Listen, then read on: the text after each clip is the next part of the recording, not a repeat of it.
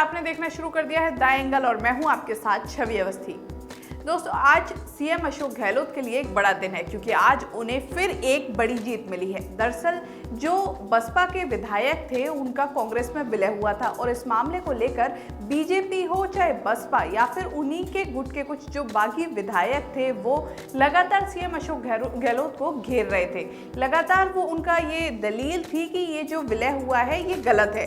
लेकिन आज हाईकोर्ट ने फैसला दिया है और हाईकोर्ट के फैसले के बाद ये साफ हो गया कि मुख्यमंत्री अशोक गहलोत ने कुछ भी गलत तरीके से नहीं किया। जैसा कि वो शुरू से कह रहे थे कि सत्य का जीत होगी, सत्य ही जीतेगा, और आखिर में आज वही हुआ है।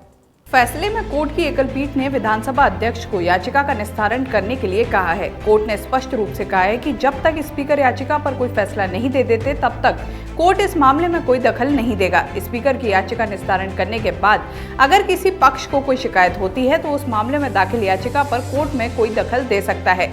जस्टिस महेंद्र गोयल ने केशम मेघचंद सिंह बनाम मणिपुर मामले के अनुसार इस याचिका का निस्तारण किया है। बता दें कि इस मामले में असल विवाद इस बात को लेकर था कि बसपा विधायकों का कांग्रेस में विलय संवैधानिक रूप से सही है या नहीं। इसे लेकर भाजपा विधायक मदन दिलावर और बसपा प्रदेशाध्यक्ष भगवान सिंह बाबा की ओर से राजस्थान हाईकोर्ट में याचिका लगाई गई थी। हाईकोर्ट के फैसले के बाद विधायकों की अलग अलग प्रतिक्रिया आ रही है, जिसमें जो बसपा के विधायक हैं उनकी प्रतिक्रिया आई है, जिसमें जोगिंदर अवाना का कहना है कि जो ये फैसला लिया गया है ये बिल्कुल सही और इससे स्पष्ट हो गया कि बीजेपी किस तरह लगातार एक षड्यंत्र रच रही थी और उस षड्यंत्र के तहत ये एक पैंतरा था जिसमें हाईकोर्ट और सुप्रीम कोर्ट में इस तरह का केस लगाया गया था, जबकि ऐसा कोई मामला नहीं था। ये सिर्फ एक भ्रम फैलाया जा रहा था लोगों के बीच। और इसी तरह के कई अलग अलग बयान भी, प्रतिक्रियाएं भी आ रही हैं। वहीं विधानसभा में भी, जब विधानसभा अभी चल रही थी, इस दौरान भी इस बात का जिक्र हुआ जब राजेंद्र राठौड़ बोल रहे थे और बोलते समय उनसे एक छोटी सी गलती हो गई। इस दौरान जो कांग्रेस का पक्ष था, जो कांग्रेस के विधायक बैठे थे, उन्हीं में से किसी विधायक ने कहा कि शायद इनको अभी सदमा लगा है क्योंकि जिस तरह का हाईकोर्ट का फैसला आया उसके बाद बीजेपी को एक बड़ा सदमा लगना लाजमी है। तो साफ होता है कि एक जोश आ गया है जो गहलोत गुट है या कांग्रेस के जो विधायक हैं उनमें इस फैसले के बाद, और उनका जो एक खुशी है वो उनके चेहरे पे देखी जा सकती है। वहीं बीजेपी को एक बड़ा झटका लगा है। बीजेपी के साथ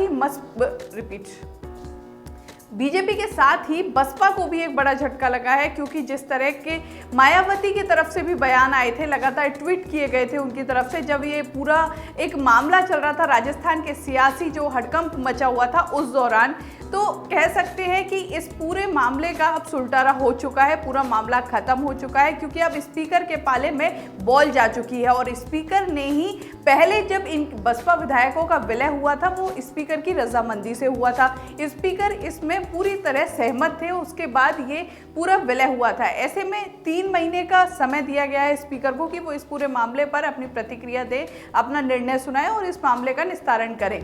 तो साफ तौर पर कह सकते हैं कि एक बड़ी जीत हुई है सीएम अशोक गहलोत को और कांग्रेस की। साथ ही अब जो बॉल है वो स्पीकर के पाले में जा चुकी है। तो कह सकते हैं कि इस पूरे घटनाक्रम से कहीं ना कहीं सीएम अशोक गहलोत और जो गहलोत गुट के विधायक हैं उनका कॉन्फिडेंस हाई लेवल पर पहुंच चुका है। इस तरह की खबरों के लिए द एंगल देखते रहिए। नमस्कार।